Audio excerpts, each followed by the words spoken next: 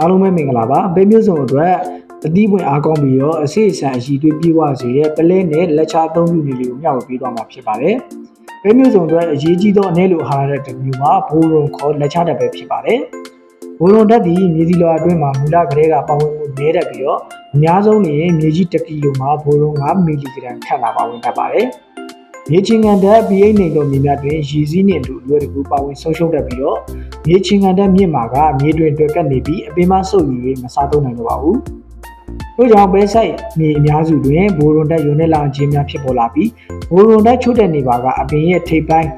ဆဲပွားများမှုနေလာခြင်းပရိုတင်းတက်တိဆောက်မှုနေကွေးခြင်းအသီးပွင့်များကျွေးခြင်းနဲ့ပန်းမွေးရှင်သန်မှုကာလတိုးလာခြင်းတို့ပဲဖြစ်ပါတယ်။ထို့ကြောင့်ပန်းမွေးများကျွေးခြင်းမှာကာကွယ်ရန်ပန်းမွေးချိန်မှာစ၍နိုက်ထရိုဂျင်နဲ့ဘိုရွန်ခေါ်လက်ချတို့ကိုဒါဖြစ်တင်ပေးဖို့လိုအပ်ပါတယ်။လူဖြစ်ပါ၍ပဲမျိုးစုံသီးနှံများဖြစ်ကြသောပဲဒီစိန်မတ်ပဲပဲဘုတ်ပဲလိပ်ပြာကလဘဲတို့တွင်ပန်းမှုချိန်မှစ၍ပြီးကင်းဝင်ချိန်အထိနိုင်ထရိုဂျင်နှင့်ဘိုရွန်တက်ကိုအပင်မော်မှစ၍ပန်းဖြန်ပွင့်ရင်အထိပတ်ဖြန့်ပေးခြင်းဖြင့်အထွက်နှုန်း20မှ40ရာခိုင်နှုန်းအထိတိုးလာကြောင်းခိုင်လုံသောစမ်းသပ်ချက်များရသိရှိရပြီး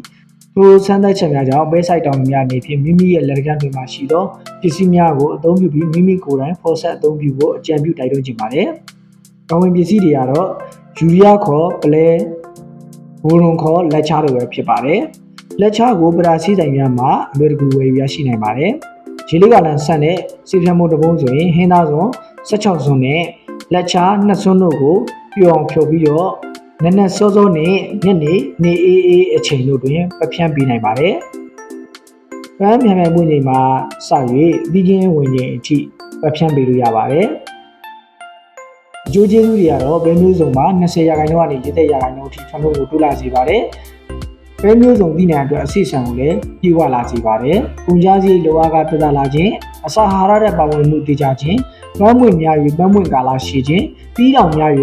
သီးနှံအရည်အသွေးကောင်းမွန်လာခြင်းတို့ပဲဖြစ်ပါတယ်။အခြားပူးမယောဂတံကိုလည်းခံနိုင်ရရှိလာပါတယ်ပေါ့နော်။စတဲ့ဒီလိုအကျိုးကျေးဇူးတွေရှိတာကြောင့်မို့လို့ပလက်နဲ့လက်ချကို